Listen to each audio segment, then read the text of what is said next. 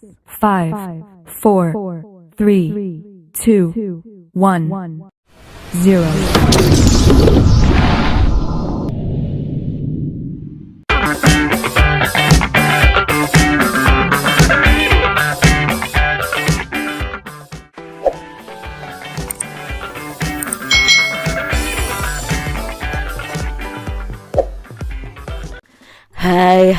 Hai, selamat datang di channel YouTube Kak Citra. Apa kabar adik-adik semuanya? Kak Citra berharap kalian dalam keadaan yang baik, sehat, dan siap untuk belajar ya. Hari ini kita akan belajar bersama-sama untuk mata pelajaran tematik kelas 3. Kita belajar di tema 7, perkembangan teknologi, subtema 4, perkembangan teknologi transportasi, pembelajaran yang ke-6. Mari adik-adik yang hebat, kita belajar dengan penuh semangat. Adik-adik yang hebat, Edo dan teman-temannya kagum dengan perkembangan alat transportasi. Alat transportasi digunakan untuk bermacam-macam kebutuhan. Jadi adik-adik setiap harinya pasti kita memerlukan alat transportasi untuk melakukan kegiatan kita. Di sini ada bacaan nih adik-adik. Nah, mari kita simak bersama-sama bacaan yang berjudul alat transportasi khusus. Beberapa alat transportasi digunakan untuk angkutan sehari-hari. Beberapa alat transportasi digunakan untuk tujuan khusus. Alat transportasi ini digunakan sesuai dengan kebutuhannya. Alat transportasi dapat digunakan untuk mengangkut barang adik-adik. Umumnya orang mengangkut barang itu dengan truk ya. Nah, truk adalah mobil dengan bak besar di belakang. Beras, gula, dan terigu itu diangkut oleh truk ini. Pasir dan semen juga diangkut oleh truk. Truk dapat mengangkut bermacam-macam barang. Kapal, kereta api, dan pesawat juga dapat digunakan untuk mengangkut barang.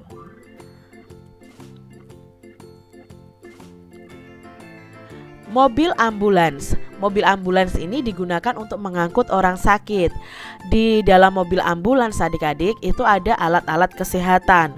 Mobil ambulans itu juga dilengkapi dengan sirine. Nah, sirine ini akan berbunyi saat mobil berjalan. Nah, sirine ini akan memberitahu kendaraan lain untuk memberi jalan adik-adik. Mobil ambulans itu harus segera tiba di tempat yang dituju. Jadi kalau kalian misalnya di jalan raya ada ambulans yang lewat ya menyalakan sirinenya, semua kendaraan bermotor itu harus minggir dan memberi jalan untuk ambulans. Karena ambulans itu kan sifatnya darurat adik-adik. Dia harus sampai ya, segera sampai di tempat yang dituju. Misalnya kalau ke rumah sakit ya harus segera sampai di rumah sakit adik-adik. Jadi kalau kalian di jalan raya ada ambulans harus memberi jalan. Nah, berikutnya adalah damkar ya, pemadam kebakaran. Alat transportasi khusus lainnya adalah mobil pemadam kebakaran. Mobil pemadam ini digunakan untuk memadamkan api saat ada kebakaran. Mobil pemadam kebakaran ini juga dilengkapi dengan sirine adik-adik.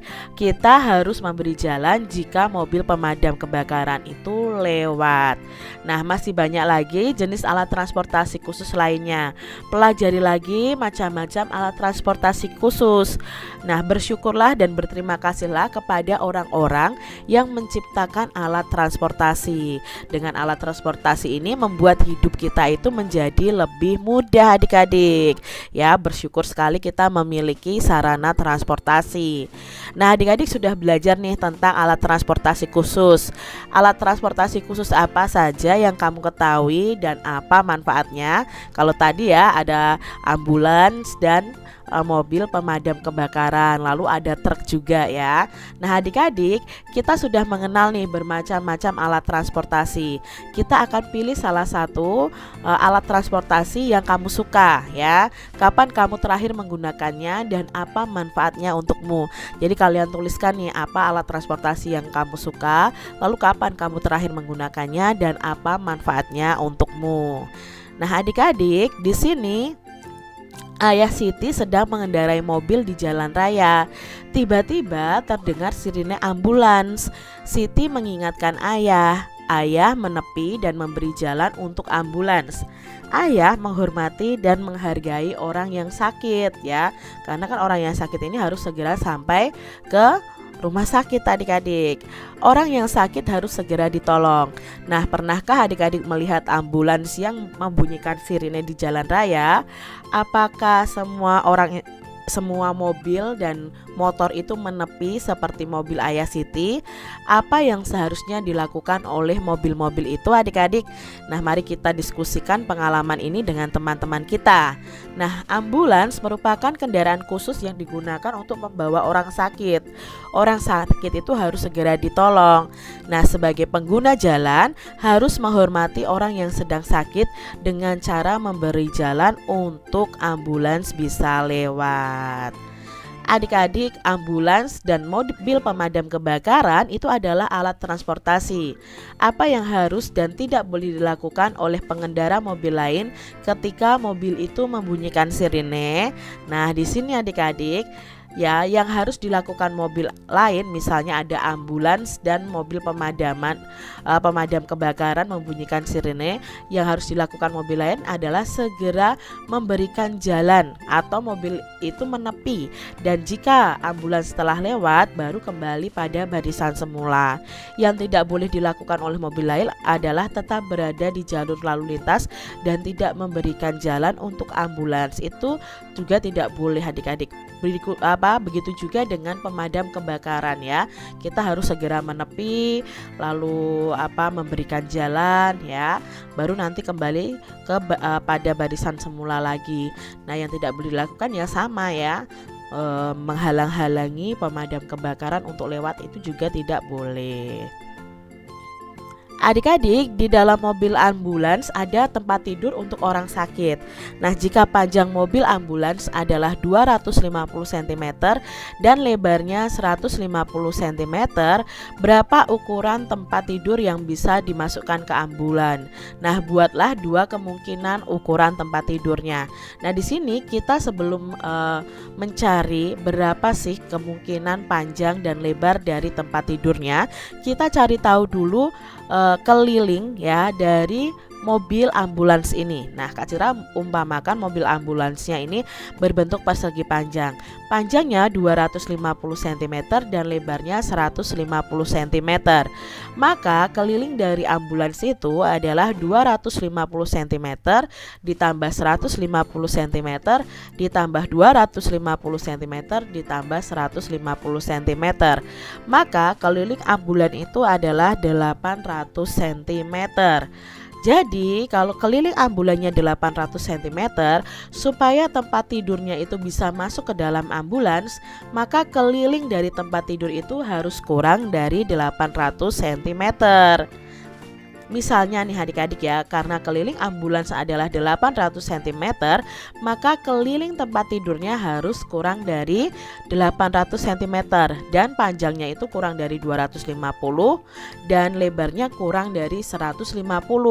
Misalnya nih Kak Citra, misalkan panjang tempat tidurnya itu 240 cm dan lebarnya 130 cm. Maka kemungkinan keliling tempat tidur yang pertama adalah 240 cm ditambah 130 cm ditambah 240 cm ditambah 130 cm. Maka kemungkinan keliling tempat tidur yang bisa masuk itu 760 cm. Itu kemungkinan yang pertama ya adik-adik ya. Lalu kemungkinan yang kedua nih ya. Kemungkinan yang kedua misalnya panjang tempat tidurnya 200 cm dan lebarnya 100 cm. Ya, maka kelilingnya ya, keliling dari tempat tidur kemungkinan yang kedua adalah 200 cm ditambah 100 cm ditambah 200 cm ditambah 100 cm sama dengan 600 cm.